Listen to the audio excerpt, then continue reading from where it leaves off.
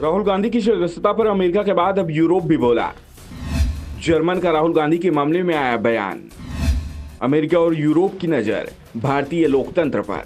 राहुल गांधी की संसद सदस्यता से अयोग्यता और उनकी मानहानि मामले में मिली सजा की चर्चा दुनिया भर में हो रही है। 2 दिन पहले अमेरिका की ओर से बयान आया था। अमेरिकी विदेश विभाग के उप प्रवक्ता वेदांत पटेल ने कहा था कि कानून का शासन और न्यायिक स्वतंत्रता के लिए सम्मान किसी भी लोकतंत्र की आधारशिला है। अमेरिका व्यक्ति की आजादी सहित लोकतांत्रिक मूल्यों के लिए एक साझा प्रतिबद्धता पर भारत के साथ जुड़ा हुआ है। जहां भी हमारे द्विपक्षीय संबंध हैं, हमारे लिए किसी भी देश में विपक्षी दलों के सदस्यों के साथ जुड़ना सामान्य बात है। हम भारतीय अदालतों में राहुल गांधी के मामले को देख रहे हैं और इस मामले में यूरोप की ओर से भी अब बयान आया है। जर्मनी ने कहा है कि मानहानि के एक मामले में सजा फिर लोकसभा से अयोग्य ठहराए जाने के बाद विपक्षी नेता राहुल गांधी के मामले में न्यायिक स्वतंत्रता और मौलिक लोकतांत्रिक सिद्धांतों के मानकों को लागू होना चाहिए। जर्मन विदेश मंत्रालय के एक प्रवक्ता ने कहा, हम उम्मीद करते हैं न्यायिक स्वतंत्रता के मानक और मौलिक लोकतांत्रिक सिद्धांत राहुल गांधी के खिलाफ कार्रवाई पर समान रूप से लागू होंगे। हमारी जानकारी के अनुसार राहुल गांधी फैसले के खिलाफ अपील करने की स्थिति में हैं। इसके बाद यह साफ हो जाएगा क्या यह फैसला कायम रहेगा और क्या उनके शासनादेश के निलंबन का कोई आधार है। यूरोप के दूसरे देश में भी भारत में चल रहे राजनीतिक गतिविधियों को बारीकी से देखा जा रहा है और अभी तक जो बयान आए हैं वो काफी नपे तुले ही दिखाई दे रहे हैं। नजरें भारतीय लोकतंत्र और भारतीय न्याय प्रणाली पर टिकी हुई हैं।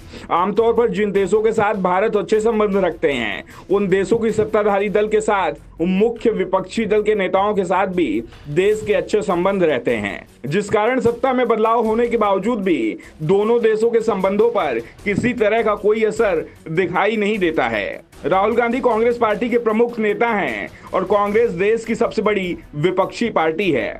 आज कांग्रेस की स्थिति कमजोर जरूर है, लेकिन लगभग पूरे देश में उसका आधार मौजूद है। ऐसे में इस संभावना से इनकार नहीं किया जा सकता कि कांग्रेस भविष्य में वापसी नहीं कर सकती। इस समय देश में कांग्रेस की सरकार 3 राज्यों में है, साथ ही 3 राज्यों में सत्ताधारी दल के साथ गठबंधन में भी शामिल है। आधा दर्जन से ज्यादा राज्यों में कांग्रेस मुख्य विपक्षी पार्टी है, इसलिए दुनिया भर के देश कांग्रेस नेताओं के साथ भी करीबी संबंध बनाए रखते हैं। राहुल गांधी इस समय भले ही मुश्किल में दिखाई दे रहे हैं, लेकिन कांग्रेस नेताओं के दांव पर भरोसा किया जाए तो जिस मामले में राहुल को सजा सुनाई गई है उसका कोई मजबूत आधार नहीं है, इसलिए उच्च अदालत में राहुल गांधी को आसानी से राहत मिल जाएगी। इसके बाद उनकी संसद सदस्यता को भी बहाल कर दिया जाएगा। दरअसल केरल के वायनाड से सांसद गांधी को मोदी उपनाम का बयान देने पर मानहानि के एक मामले में सूरत कोर्ट ने दोषी ठहराया था, जिसमें 2 साल की सजा मिलने के बाद उन्हें लोकसभा में अयोग्य घोषित कर दिया गया था।